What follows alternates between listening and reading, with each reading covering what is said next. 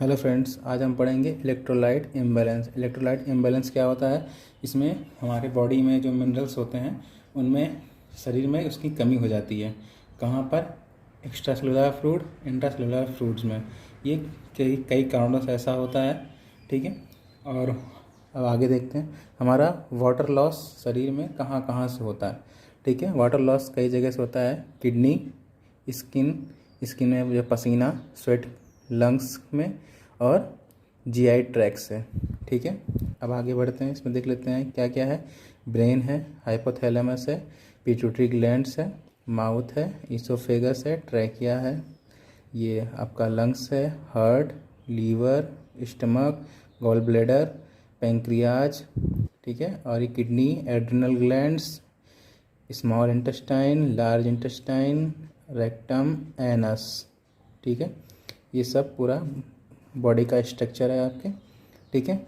Electrolyte imbalance कैसे होता है ये हम लोग पढ़ते हैं। होम्योस्टैसिस मतलब होता है कि शरीर में किसी भी परिवर्तन के प्रति शारीरिक प्रतिक्रिया होम्योस्टैसिस कहलाती है। ठीक है।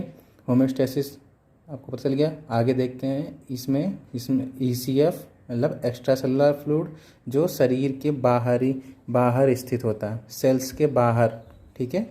वो एक्स्ट्रा सेलुलर फ्लूइड होता है। और इंट्रा सेलुलर फ्लूइड क्या होता है? जो शरीर में, बॉडी में सेल्स के अंदर उपस्थित होता है, उसे इंट्रा सेलुलर फ्लूइड कहते हैं। ठीक है। उसमें ही सोडियम, पोटेशियम, मैग्नीशियम और कई प्रकार के मिनरल्स मौजूद होते हैं। ठीक है। मेन सोडियम पोटेशियम होता है जो शरीर में सेल्स को खाना, जो फूड्स हैं वो जो जिससे सेल्स जिंदा रहता है उसको पहुंचाने का काम करता है।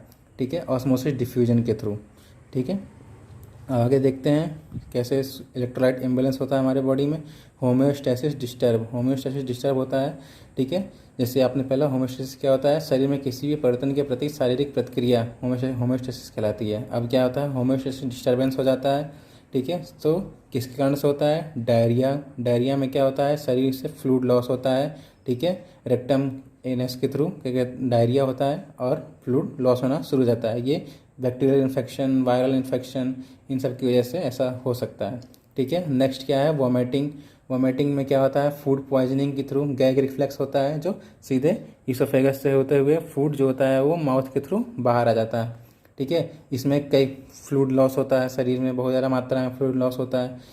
ठीक है। ब्लड लॉस, किसी ट्रॉमा की वजह से, कई चोट लग जाए, एक्सीडेंट हो जाए, उसकी वजह से क्या कहते हैं, ब्लड लॉस होना शुरू हो जाता है हमारे बॉडी से।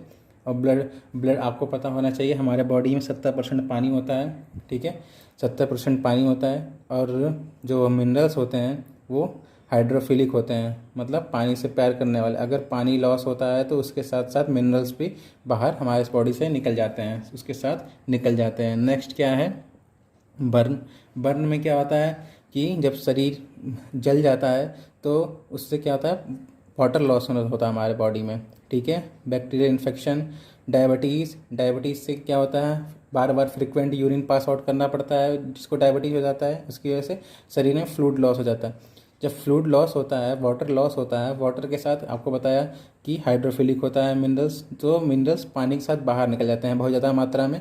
तो एक्स्ट्रा सेलुलर फ्लूइड में मिनरल्स की कमी हो जाती है। ठीक है। एक्स्ट्रा सेलुलर फ्लूइड में मिनरल्स की कमी होती है, सोडियम लेवल जो होता है वो बॉडी में गिर जाता है। और आपको पता है ऑस्मोसिस डिफ्यूजन इसी कारण से होता है कि सोडियम पोटेशियम पंप काम करते हैं, जिससे सेल्स में आदान प्रदान होता है कई प्रकार के चीज़ों का। ठीक है। इससे क्या होता है कि हाइपोथैलेमस में जो ऑस्मो रिसेप्टर मौजूद होते हैं वो इनहिबिट हो जाते हैं। ठीक है। हाइपोथैलेमस पे ऑस्मो रिसेप्टर मौजूद होते हैं, सेंसरी रिसेप्टर जिसे कहते हैं, वो मौजूद होते हैं। वो इनहिबिशन शुरू हो जाता है, जिससे हाइपोथैलेमस जो होता है वो उसकी एक्टिविटी जो होती है वो डिक्रीज हो जाती है। ऑस्मोटिक प्रेशर जैसे डिक्रीज होता है हमारे शरीर में, जैसे सोडियम पोटेशियम पंप जैसे डिक्रीज होता है, सोडियम की कमी हो जाती है, तो सेल्स में क्या, सेल्स की जो है उसमें ऑस्मोसिस डिफ्यूजन कम हो जाता है, जिससे शरीर में सेल्स का डिसफंक्शन शुरू हो जाता है। और उससे क्या होता है? ऑस्मोटिक प्रेशर जो होता है हमारे बॉडी में वो कम हो जाता है, और हाइपोथैलेमस जो होता है उसका वर्क कम हो जाता है। हाइपोथैलेमस जब अपना वर्क कम कर देता है तो हाइपोथैलेमस का काम क्या होता है?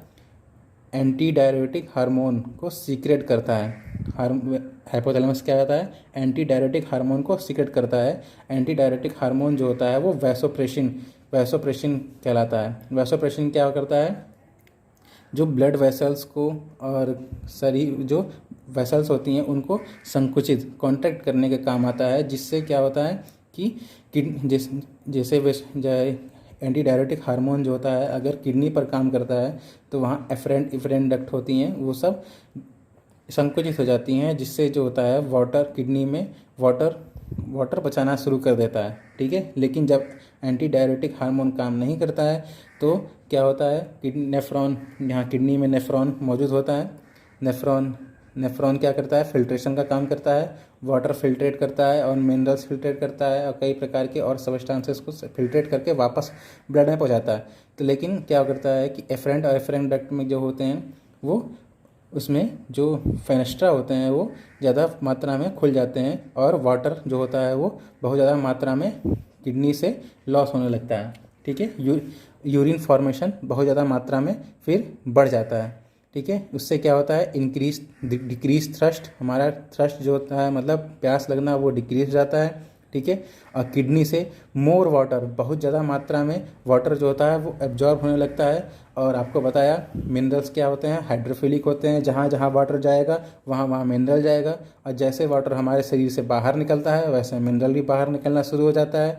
और उसके बाद क्या होता है, ऑस्मोसिस डिफ्यूजन में गड़बड़ी शुरू हो जाती है, जिसकी वजह से सेल्स में फंक्शनिंग गड़बड़ होने लगता है, सेल्स सही तरीके से काम करना बंद कर देते हैं। ठीक है, और आगे देखते हैं फ्लूइड लॉस होने की वजह से क्या होता है, और फ्लूइड लॉस इतना ज़्यादा मात्रा में क्यों होता है, क्योंकि यूरिन फॉर्मेशन जो होता है वो बहुत ज़्यादा इंक्रीज हो जाता है, यूरिन बहुत ज़्यादा मात्रा में बनने लगता है, क्योंकि नेफ्रॉन में एफरेंट डक्ट जो फेनेस्ट्रा जो होते हैं वो बड़े हो जाते हैं, जिसकी वजह से वाटर जो होता है वो बहुत ज़्यादा मात्रा में फेनेस्ट्रा से होते हुए जो PCT, DCT, proximal convoluted tubules, distal convoluted tubule, Henle loop, इन सब में पहुंचता हुआ और शरीर से पास आउट हो जाता है।